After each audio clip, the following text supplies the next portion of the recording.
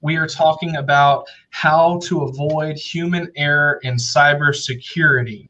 I just want to introduce our panel. We have Gregory Bledsoe, cybersecurity expert and president and CEO of Chrysalis MSP. And then we also have Charles McDade, one of the agency owners of McDade Insurance. He comes to our panel today with over 10 years of award-winning insurance experience in the commercial and personal insurance space.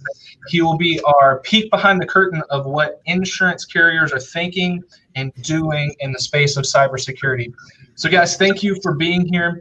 The best example when we're talking about what is accidental versus preventable is talking about insurance that we use on a day-to-day basis. Okay, so auto insurance. So think about like accidental and preventable. They're both inherently risks that your insurance company has to figure out and kind of account for when they're trying to give you your actual insurance rate.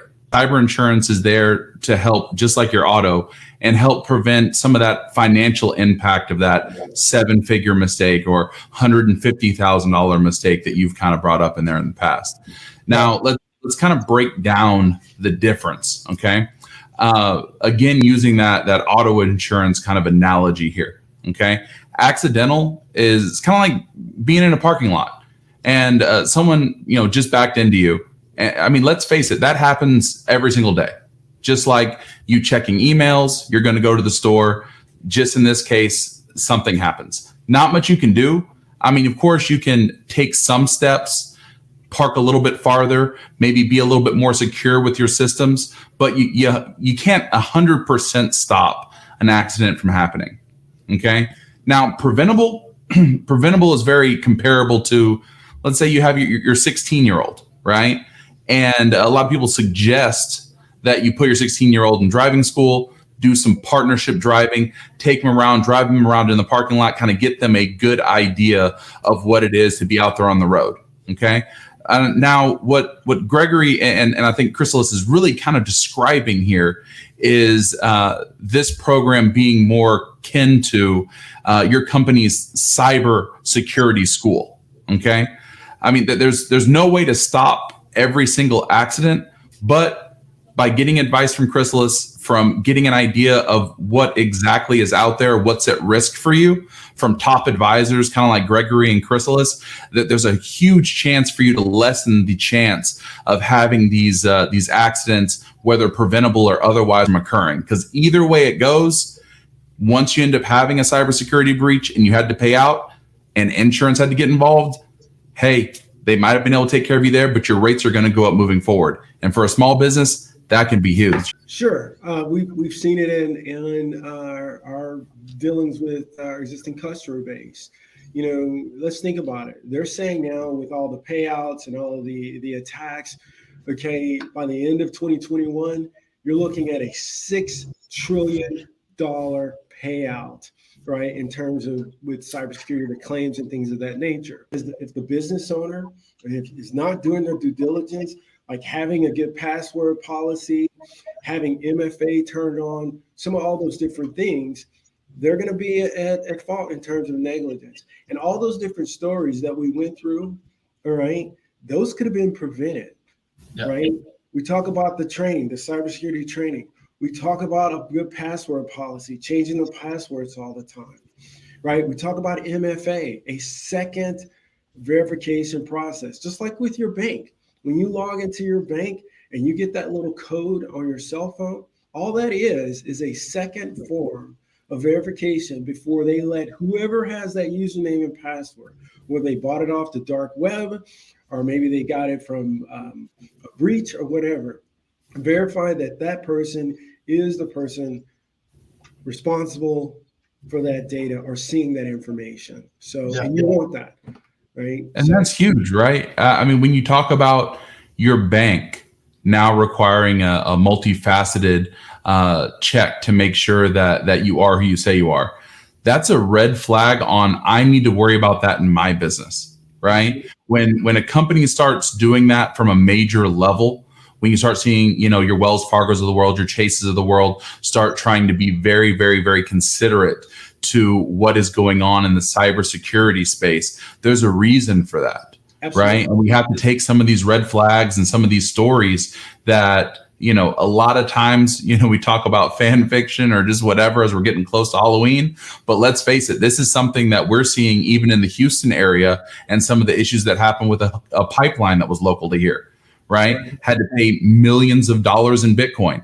Now, the difference between a mom and pop store and the amount of effort that the FBI will put behind a major pipeline conglomerate, I'm thinking a bit different, right? They put all their, put everything they possibly could behind that issue to try to find and rectify that situation. And at the end of the day, for mom and pops, they don't have that level of protection, which is, of course, again, where cybersecurity comes up, and dealing with Chrysalis and of course you as the IT expert, Gregory, kind of comes into it. And it's really something that has to be on people's radar, Absolutely. And, you bring up a good point about the pipeline. When it was all said and done, guess how they got into the system? A compromised password. And what we tell customers every day, it's not a matter if you're going to be attacked. It is just a matter of when. This is our greatest threat, I think, when it comes to technology. So Charles, how can you take the scare out of cybersecurity? I mean, there's a lot of things that have to be kind of focused on here. And I mean, we're just touching on a tip of the iceberg of a lot of it. Okay. But the main thing, just to kind of go back to that auto insurance conversation, is training, right?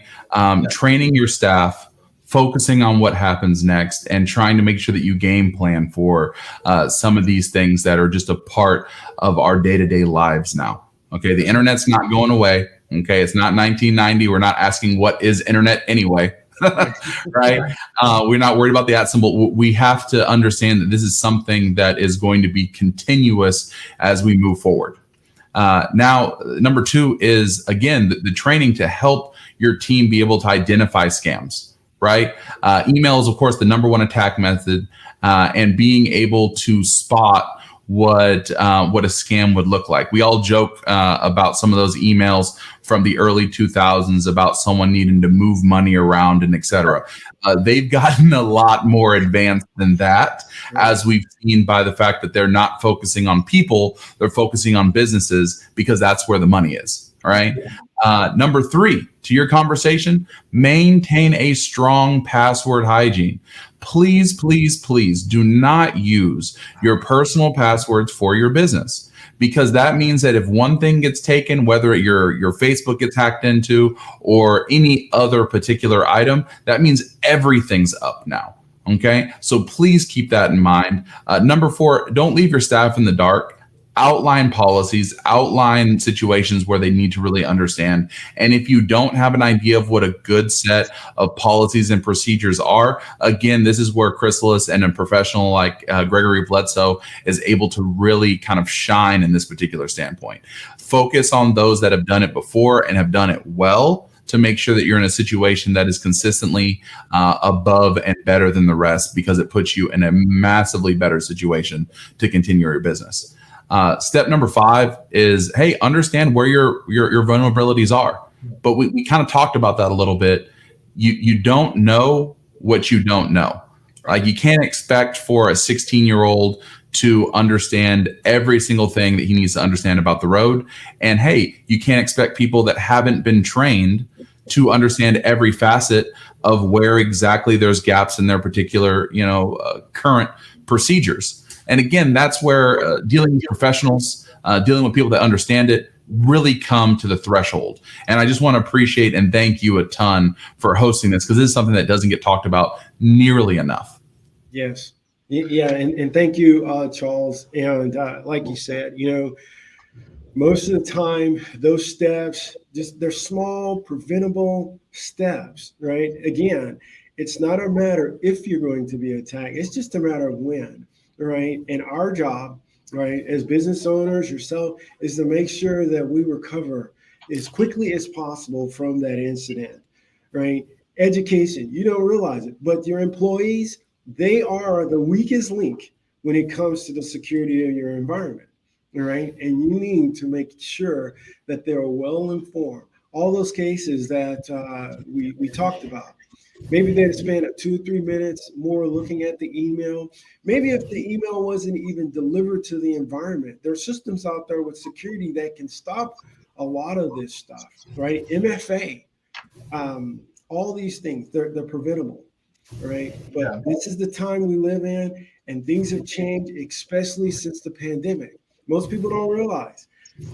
A lot of people showed up to work, office closed down. They took those systems that were in those protected environments, and then they brought them home. All right. And that exposed those systems to God knows what. And now people are going back to work, and it's just crazy. All right.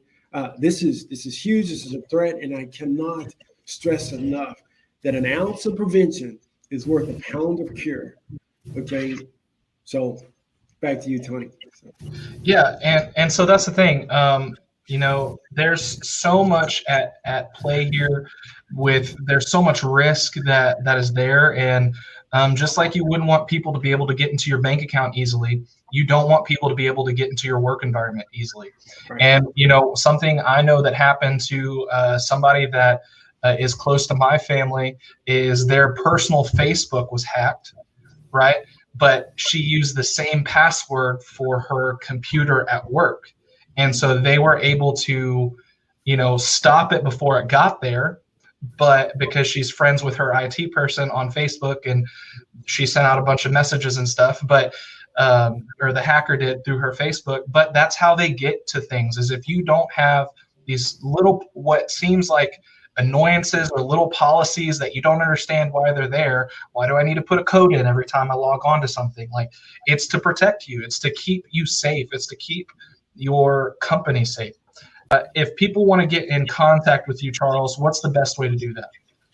Best way to get in contact with me is you can visit us at McDade, McDadeins.com, or you can email me directly at Charles at McDadeins.com. And there is not a week that goes by that carriers aren't emailing us as a brokerage that can shop 40 different companies, from commercial to personal, about the fact that cybersecurity is a huge issue, and that we need to do as much as we possibly can to get as many of our people covered as possible. So if you have any questions about that in particular, please don't hesitate to give me a call. But prevention and making sure that you have a good idea of exactly what needs to be taken care of. It's great to have good insurance. It's better to never get into the accident, which is why talking to someone like Gregory and yourself is massive here. So I just, again, want to thank y'all for taking and kind of shining a light on a very spooky situation. So I just appreciate that a ton, because it's going to make a huge difference for a lot of businesses that did not know that this was coming down the pipe. So thank you so much, guys.